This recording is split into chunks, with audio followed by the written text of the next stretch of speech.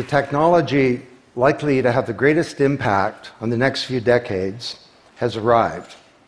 And it's not social media, it's not big data, it's not robotics, it's not even AI. And you'll be surprised to learn that it's the underlying technology of digital currencies like Bitcoin. It's called the blockchain. Blockchain. Now, it's not the most sonorous word in the world, but I believe that this is now the next generation of the internet, and that it holds vast promise for every business, every society, and for all of you individually. You know, for the past few decades, we've had the Internet of Information. And when I send you an email or a PowerPoint file or something, I'm actually not sending you the original, I'm sending you a copy. And that's great. This is democratized information. But when it comes to assets, things like money, financial assets like stocks and bonds, loyalty points, intellectual property, music, art, a vote, carbon credit, and other assets, sending you a copy is a really bad idea. If I send you $100, it's really important that I don't still have money and that I can't send it to you. So this has been called the double spend problem by cryptographers for a long time. So today, we rely entirely on big intermediaries, middlemen like banks, government, big social media companies, credit card companies, and so on, to establish trust in our economy. And these intermediaries perform all the business and transaction logic of every kind of commerce, from authentication, identification of people, through to clearing, settling, and record keeping. And overall, they do a pretty good job, but there are growing problems. To begin, they're centralized. That means that they can be hacked, and increasingly are. And JP Morgan, the US federal government, LinkedIn, Home Depot, and others found that out the hard way. They exclude billions of people from the global economy. For example, people who don't have enough money to have a bank account. They slow things down. It can take a second for an email to go around the world, but it can take days or weeks for money to move through the banking system across the city. And they take a big piece of the action, 10 to 20%, just to send money to another country. They capture our data, and that means that we can't monetize it or use it to better manage our lives. And our privacy is being undermined. And the biggest problem is that overall, they've appropriated the largesse of the digital age asymmetrically. And we have wealth creation, but we have growing social inequality. So what if there were not only an internet of information, what if there were an internet of value?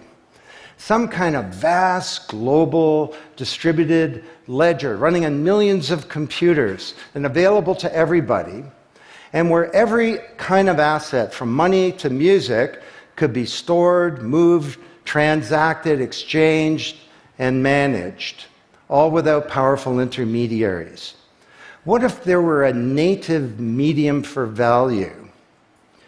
Well, in 2008, the financial industry crashed, and perhaps propitiously, an unknown or anonymous person or persons named Satoshi Nakamoto created a paper where he developed a protocol for a digital cash that used an underlying cryptocurrency called Bitcoin. And this cryptocurrency enabled people to establish trust and do transactions without a third party. And the seemingly simple act set off a spark that's ignited the world, that has everyone excited or terrified or otherwise interested in many places. Now, don't be confused about Bitcoin, okay? Bitcoin is an asset. It goes up and down, and that should be of interest to you if you're a speculator. More broadly, it's a cryptocurrency. It's not a fiat currency controlled by a nation state, and that's of greater interest. But the real pony here is the underlying technology. It's called blockchain. So, for the first time now in human history, people everywhere can trust each other and transact peer-to-peer. And trust is established not by some big institution, but by collaboration, by cryptography, and by some clever code. And because trust is native to the technology, I call this the trust protocol. Now you're probably wondering, well, how does this thing work? Fair enough. Assets, digital assets like money to music and everything in between, are not stored in a central place, but they're distributed across a global ledger using the highest level of cryptography. And when a transaction is conducted, it's posted globally across millions and millions of computers. And out there around the world is a group of people called miners. These are not young people, they're Bitcoin miners.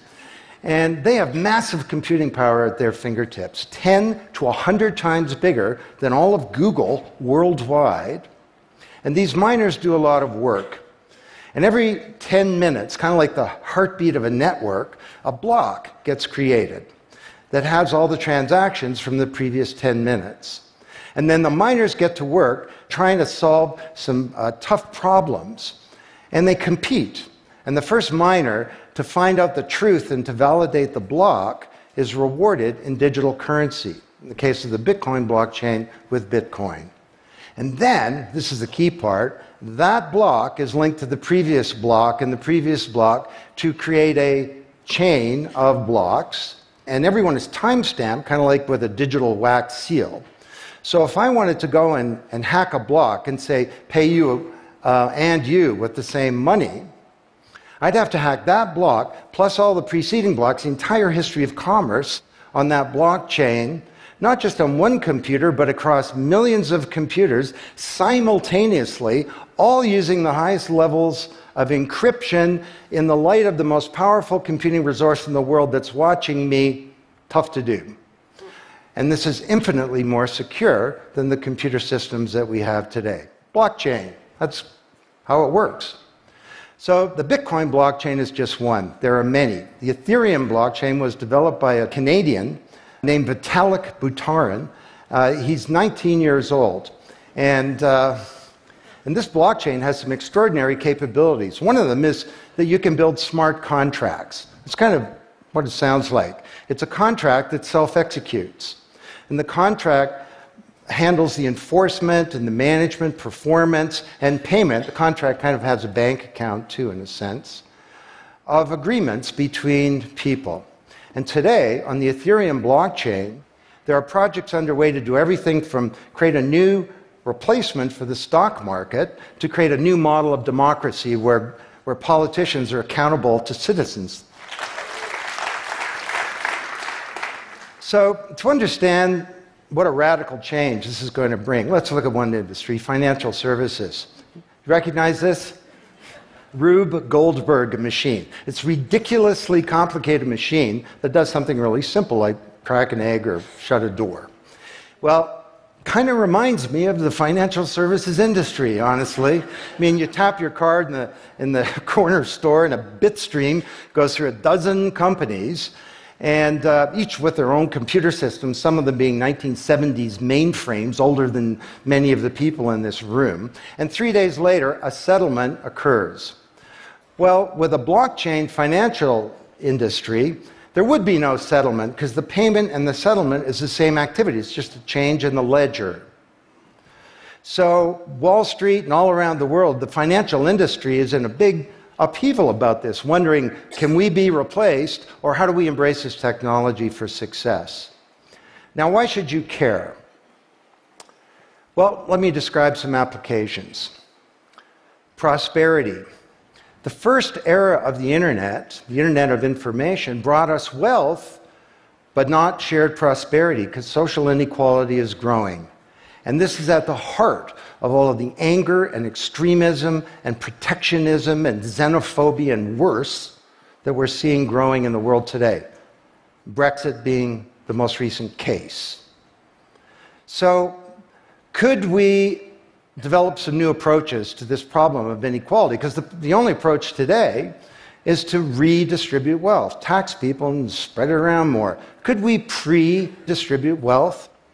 Could we change the way that wealth gets created in the first place by democratizing wealth creation, engaging more people in the economy, and in ensuring that they got fair compensation. Let me describe 5 ways that this can be done. Number 1, did you know that 70% of the people in the world who have land have a tenuous title to it? So you got a little farm in Honduras, some dictator comes to power. He says, I know you got a piece of paper that says you own your farm, but the government computer says my friend owns your farm. This happened on a mass scale in Honduras, and this problem exists everywhere. Hernando de Soto, the great Latin American economist, says this is the number 1 issue in the world in terms of economic mobility, more important than having a bank account. Because if you don't have a valid title to your land, you can't borrow against it, and you can't plan for the future. So today, companies are working with governments to put land titles on a blockchain. And once it's there, this is immutable. You can't hack it. This creates the conditions for prosperity for potentially billions of people. Secondly, a lot of writers talk about Uber and Airbnb and TaskRabbit and Lyft and so on as part of the sharing economy. This is a very powerful idea that peers can come together and create and share wealth. My view is that these companies are not really sharing. In fact, they're successful precisely because they don't share. They aggregate services together and they sell them. What if rather than Airbnb being a $25 billion corporation, there was a distributed application on a blockchain, we'll call it B Airbnb, and it was essentially owned by all of the people who have a room to rent. And when someone wants to rent a room, they go onto the blockchain database and all the criteria sift through, help them find the right room, and then the blockchain helps with the contracting, it identifies the party, it handles the payments, just through digital payments are built into the system, and it even handles reputation, because if she rates a room as a 5-star room, that room is there, and it's rated, and it's immutable. So the big sharing economy disruptors in Silicon Valley could be disrupted, and this would be good for prosperity. Number 3, the biggest flow of funds from the developed world to the developing world is not corporate investment, and it's not even foreign aid. It's remittances. This is the global diaspora, people who've left their ancestral lands, and they're sending money back to their families at home. This is $600 billion a year, and it's growing, and these people are getting ripped off. Annalie Domingo is a housekeeper, and she lives in Toronto, and every month she goes to the Western Union office with some cash to send her remittances to her mom in Manila. It costs her around 10%. The money takes 4 to 7 days to get there. Her mom never knows when it's going to arrive. It takes 5 hours out of her week to do this. 6 months ago, Annalie Domingo used a blockchain application called Abra. And from her mobile device, she said $300 went directly to her mom's mobile device without going through an intermediary. And then her mom looked at her mobile device, and it's kind of like an Uber interface. There's Abra tellers moving around. She clicks on a teller that's a 5-star teller. He's 7 minutes away. The guy shows up at the door, gives her Filipino pesos. She puts them in her wallet. The whole thing took minutes, and it cost her 2%. This is a big opportunity for prosperity. Number 4, the most powerful asset of the digital age is data. And data is really a new asset class, maybe bigger than previous asset classes like land under the agrarian economy or an industrial plant, or even money. And all of you, we create this data. We create this asset. And we leave this trail of digital crumbs behind us as we go throughout life. And these crumbs are collected into a mirror image of you, the virtual you. And the virtual you may know more about you than you do, because you can't remember what you bought a year ago or said a year ago or your exact location a year ago. And the virtual you is not owned by you. That's the big problem. So today there are companies working to create an identity in a black box. The virtual you owned by you. And this black box moves around with you as you travel throughout the world, and it's very, very stingy. It only gives away the shred of information that's required to do something. A lot of transactions, the seller doesn't even need to know who you are. They just need to know that they got paid. And then this avatar is sweeping up all this data and enabling you to monetize it. And this is a wonderful thing, because it can also help us protect our privacy. And privacy is the foundation of a free society. Let's get this asset that we create back under our control, where we can own our own identity and manage it responsibly. Finally,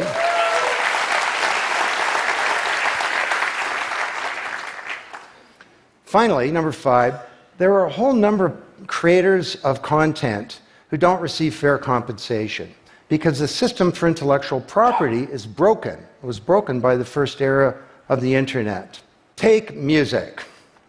Musicians are left with crumbs at the end of the whole food chain. You know, if you're a songwriter, 25 years ago you wrote a hit song, it got 1 million singles, you could get royalties of around $45,000. Today you're a songwriter, you write a hit song, it gets 1 million streams, you don't get $45K, you get $36. Enough to buy a nice pizza. So Imogen Heap, the Grammy-winning singer-songwriter, is now putting music on a blockchain ecosystem. She calls it mycelium. And the music has a smart contract surrounding it. And the music protects her intellectual property rights. You want to listen to the song, it's free, or maybe it's a few microcents flow into a digital account. You want to put the song in your movie, that's different, and the IP rights are all specified. You want to make a ringtone, that's different. She describes that the song becomes a business. It's out there on this platform, marketing itself, protecting the rights of the author, and because the song has a payment system, in a sense a bank account, all the money flows back to the artist, and they control the industry rather than these powerful intermediaries. Now this is